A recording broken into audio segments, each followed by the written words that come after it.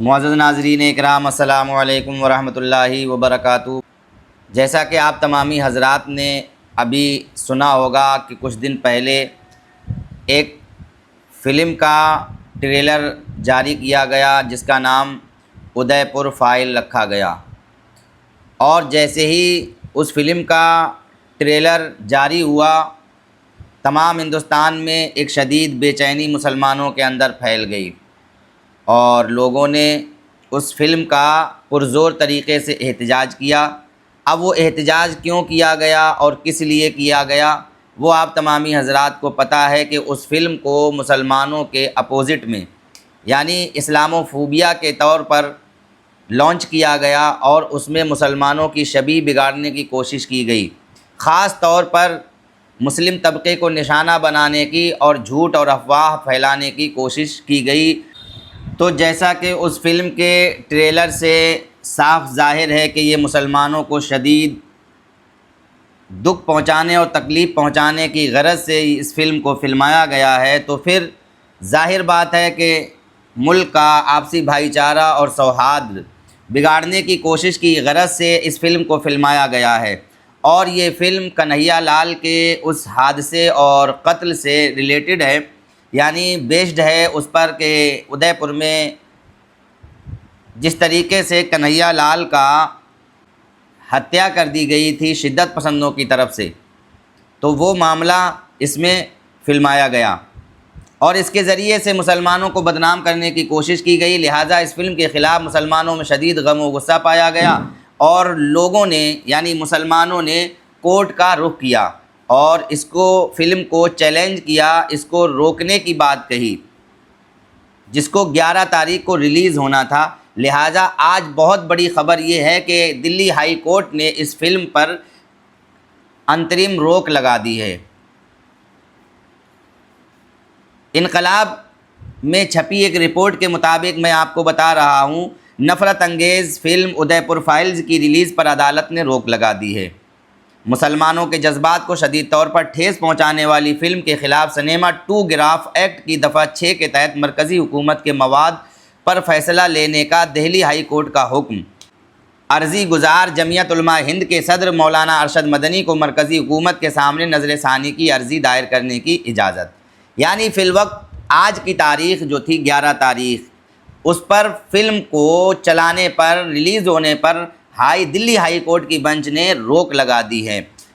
انقلاب میں چھپی رپورٹ کے مطابق دہلی ہائی کورٹ نے مسلمانوں کے جذبات کو شدید طور پر ٹھیس پہنچانے والی نفرت انگیز ادے پور فائلز کی ریلیز پر روک عائد کر دی۔ عدالت نے اپنے فیصلے میں کہا کہ جب تک مرکزی حکومت فلم کے مواد کے بارے میں عرضی گزار کی نظر ثانی کی عرضی پر فیصلہ نہیں لیتی، فلم کی ریلیز پر یہ روک برقرار رہے گی۔ یہ حکم جمعیت علماء ہند کے صدر مولانا ارشد مدنی کی طرف سے دائر کی گئی اس درخواست پر دیا گیا جس میں مسلمانوں کو بدنام کرنے کے لیے ادے پور میں درزی کنہیا لال کے قتل پر مبنی فلم پر پابندی لگانے کا مطالبہ کیا گیا تھا۔ جیسا کہ میں نے آپ کو بتایا، دہلی ہائی کورٹ کے چیف جسٹس ڈی کے اپادھیائے اور جسٹس انیس دیال کی بنچ نے تفصیلی سماعت کے بعد مرکزی حکومت کو حکم دیا کہ وہ سنیما ٹو گراف ایکٹ کی دفعہ 6 کے تحت اپنے نظر ثانی اختیارات کا استعمال کرتے ہوئے فلم کی جانچ کرے۔ عدالت نے فیصلہ دیا کہ اس اختیار کا استعمال مرکزی حکومت از خود یا کسی متاثرہ شخص کی طرف سے دائر درخواست پر کر سکتی ہے۔ عدالت نے کہا عرضی گزار نے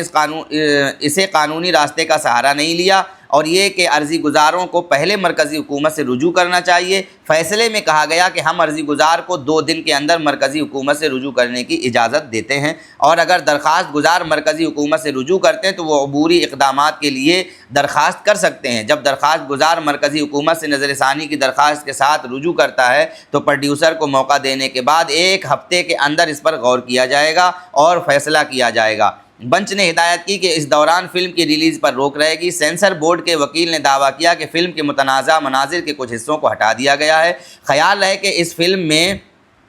نہ صرف نبی کریم کی شان میں گستاخی کی گئی بلکہ ازواج مطہرات کے خلاف بھی نازیبا تبصرے کیے گئے ہیں۔ عرضی گزار جمعیت علماء ہند نے اس فلم کو ملک میں امن و امان یکجہتی کو نقصان پہنچانے والا قرار دے کر ملک کی کئی ہائی کورٹس میں اس کے خلاف عرضی دائر کی تھی۔ سینئر ایڈوکیٹ کپل سبل نے آج دوسرے روز بھی بحث کی۔ عدالت نے کہا کہ مرکزی حکومت کو دفعہ 6 کے تحت نہ صرف حتمی حکم جاری کرنے بلکہ اس مدت کے لیے فلم کی نمائش سے معطلی جیسے عبوری اقدامات بھی فراہم کرنے کا اختیار دیا گیا ہے۔ فلم پروڈیوسر کے وکیل نے دعویٰ کیا کہ رٹ میں اٹھائے گئے خدشات بورڈ کی طرف سے ہدایت کردہ مناظر حذف کرنے سے دور ہو گئے ہیں۔ وکیل نے فلم میں بھاری سرمایہ کاری کا حوالہ دیتے ہوئے اس کو ریلیز کرنے کی اجازت دینے کی درخواست کی۔ وکیل نے دعویٰ کیا کہ فلم کا موضوع جرائم پر مبنی ہے، کسی خاص کمیونٹی پر نہیں، اس لیے فلم کے موضوع کے بارے میں رائے قائم کرنے کو ماہرین پر چھوڑ دینا چاہیے۔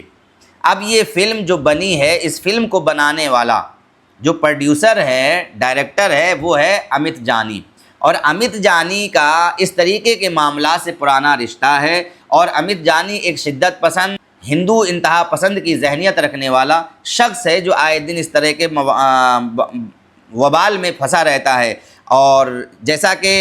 ادے پور نامی فائلز انتہامی شرانگیز فلم کا پروڈیوسر امت جانی اسی طرح کی شرپسندی پھیلانے کے لیے مشہور ہے۔ پہلی بار جولائی 2012 میں وہ اس وقت سرخیوں میں آیا جب اس نے اپنی تنظیم کے 3 دیگر ارکان کے ساتھ اتر پردیش کی سابق وزیر اعلیٰ مایاوتی کے مجسمے کو ہتھوڑے سے توڑ دیا تھا۔ میرٹھ کے رہنے والے 44 سالہ امت جانی کو مئی 2016 میں JNU اسٹوڈنٹس یونین کے اس وقت کے صدر کنہیا کمار اور عمر خالد کے سر قلم کرنے کی دھمکی دینے کے الزام میں گرفتار بھی کیا جا چکا ہے۔ تو اس طرح کے یہ